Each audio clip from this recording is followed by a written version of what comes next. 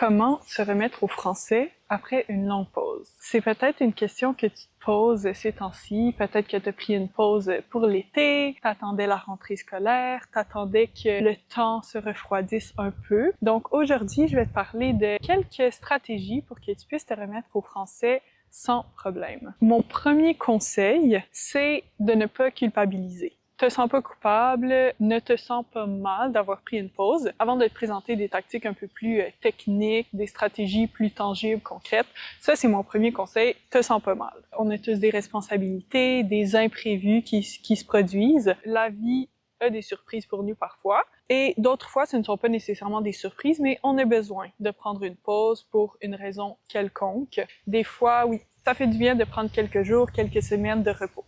Plutôt que de voir le verre à moitié vide, vois-le à moitié plein.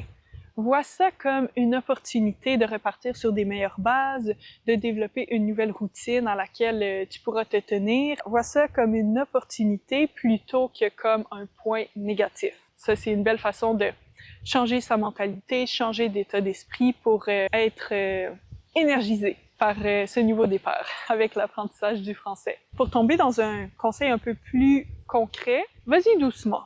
Reprends le français doucement.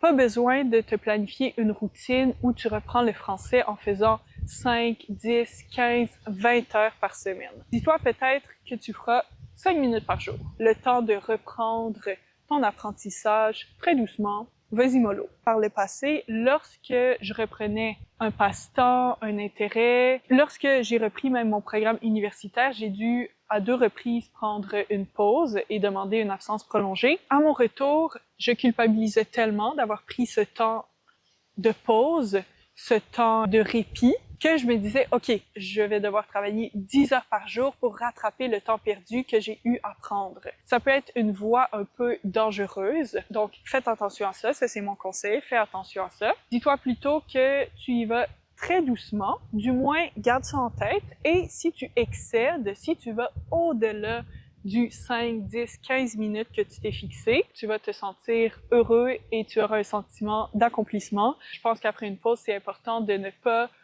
repartir avec un sentiment de déception. Si tu te fixes des objectifs qui sont plus bas que ceux que tu peux atteindre, après une semaine ou deux, plutôt que de te sentir démotivé parce que tu n'as pas atteint ce que tu avais en tête, tu vas plutôt te sentir fier de toi. Puis ça va être une belle façon de garder la motivation et de repartir sur des meilleures bases. Ensuite, qu'est-ce que j'ai pour toi? Définis bien ton intention, ton objectif. Pas nécessairement un objectif sur le super long terme, mais vas-y plutôt sur le court terme. À mon sens, c'est plus motivant de faire ça, surtout après avoir pris plusieurs semaines, plusieurs mois de pause.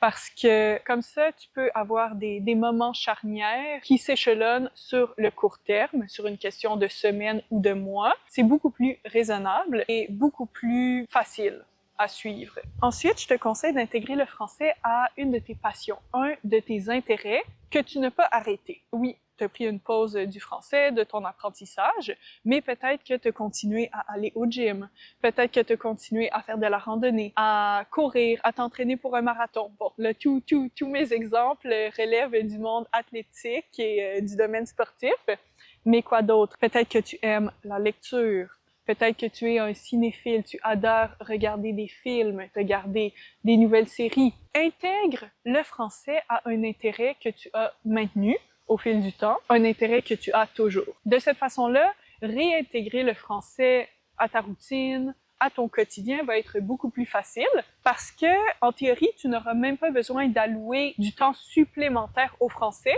Tu vas simplement rajouter ça à ta séance de gym. Par exemple, en allant au gym, en étant peut-être sur l'elliptique, sur le tapis roulant, lis un petit article en français, écoute un podcast en français, écoute un épisode en français d'une série que tu aimes. Là, tu peux peut-être intégrer 3 intérêts ensemble. C'est beaucoup plus facile à gérer si en replongeant dans le français, tu n'as pas besoin de te dire « j'ai besoin de trouver du temps supplémentaire ». Non, tu peux simplement intégrer ça à quelque chose que tu fais déjà et quelque chose que tu aimes. De cette façon, ton cerveau, ton inconscient va associer ça à quelque chose de positif. Tu sais certainement que l'apprentissage du français, ça peut être stressant par moments, ça peut te donner des maux de tête. Il y a beaucoup d'aspects qui ne sont pas faciles quand tu apprends le français ou quand tu te remets au français.